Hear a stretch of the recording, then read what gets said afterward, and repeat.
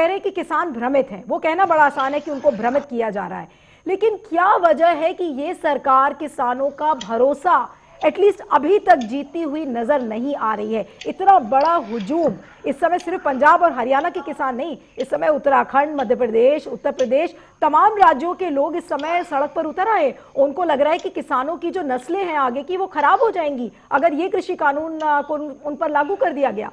तो क्या वजह है? आप कैसे जीतेंगे भरोसा इस समय किसानों का? नहीं नहीं, देखिए, ऐसा नहीं है कि किसानों का भरोसा हमने नहीं जीता है। एक बहुत बड़ा तबका है जिसने कम से कम हमारी बातों को समझा है और जिसको बेनिफिट मिले हैं, वो आज कहीं ना कहीं इस कानून से खुश भी है। अब एक बहुत बड़ा तबका है जो कहीं ना कहीं इसके पीछे दो रीजन है कि एक कहीं ना कहीं मौके का फायदा उठाने के लिए किसानों के बीच में कहीं ना कहीं खालिस्तानी, पाकिस्तानी और जो गुपकार गैंग और ये सब लोग भी कहीं ना कहीं अपना इस मौके का फायदा उठा के और कहीं ना कहीं अराजकता फैलाना चाह रहे हैं। अरे संदीप, मैं आपको अगर इंटरप्ट करूं, ये खालिस्तानी और पाकिस्तानी तो बीजेपी की आईटी सेल से ही चल रहा है।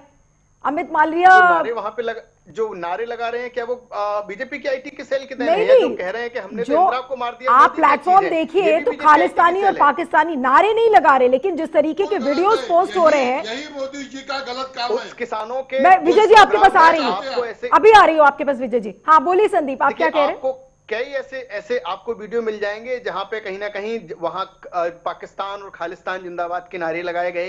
कई ऐसे वीडियो मिल जाएंगे खुल के कहा गया कि हमने इंदिरा को मार दिया, मोदी क्या चीज है।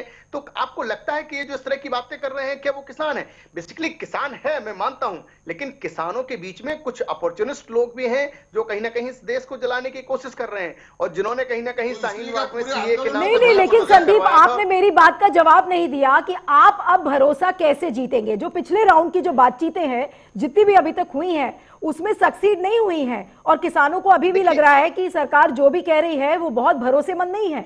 मेरा सवाल सिंपल सा है कि आप भरोसा कैसे जीतेंगे? अभी 3 दिसंबर को भी एक बातचीत होनी है। देखिए, भरोसे की अगर बात करिए तो खेतों में काम करने वाला किसान आज भी अपनी फसल में काम कर रहा है, क्योंकि यही उसकी फसल पे काम करने का समय है। और राजनीति करने वाले लोग जो मंडी के बिचौलिए थे, जो व्यापारी थे, जो शाहीनबाग के समर्थक थे या जो इस तरह के अराजकता फैलाने वाले लोग थे, वो आज धरना प्रदर्शन का सहारा ले रहे हैं और वो दिल दूर नहीं।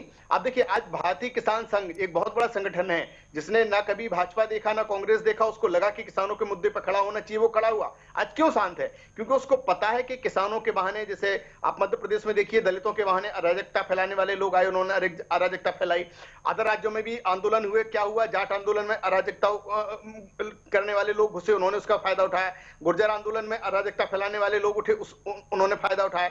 ये बेसिकली आंदोलन करने वाले कुछ ही लोग होते हैं, लेकिन उसका फायदा उठाने वाले जो लोग हैं, नहीं, आज तो नरेंद्र मोदी, प्रियंका गांधी की ताजपोशी की तैयारी हो आज रही तो है। प्रधानमंत्री ने भी इस बात को कहा है कि जब भी कोई कानून आता है तो कुछ लोग उसका समर्थन करते हैं, कुछ लोग उसका विरोध करते हैं। लेकिन जो बात समझ में नहीं आ रही है कि इतनी भारी संख्या में इतने सारे किसान एक साथ कैसे विरोध कर रहे हैं। मैं विजय जी आपके पास आऊंगी, आप कुछ कह रहे थे उस समय। एक सेकंड के लिए मैं आपको और कनेक्शन बताऊंगा। हो सकता है कि आपको लगे कि मैं जो कह रहा हूं वो कनेक्टेड नहीं है, लेकिन मैं एक बहुत बड़ी बात आपको बताने जा रहा हूं। जिस तरीके से कांग्रेस के राष्ट्रीय अध्यक्ष का चयन होना है और जिस तरीके से प्रियंका गांधी की सक्रियता दिख रही है, मैं दावे के साथ कह सकता हूं कि ये प्रियंका गांधी की ताजपोशी के लिए माहौल तैयार किया जा रहा है और इसमें कांग्रेस को 2-4 लाशें भी गिरानी पड़ी तो कांग्रेस बिल्कुल नहीं सोचेगी। लेकिन मैं आपको बता दूं, मोदी जी की सरकार है, मजबूत सरकार है। अगर इन्होंने जरा भी इस देश को जलाने और दहलाने की कोशिश की तो याद रखे कांग्रेस कि इन्हें जिस तरीके से जनता ने पहले सबक सिखाया है, अमेठी से वायनाड भागे हैं, इटली में भी जगह नहीं मिलेगी।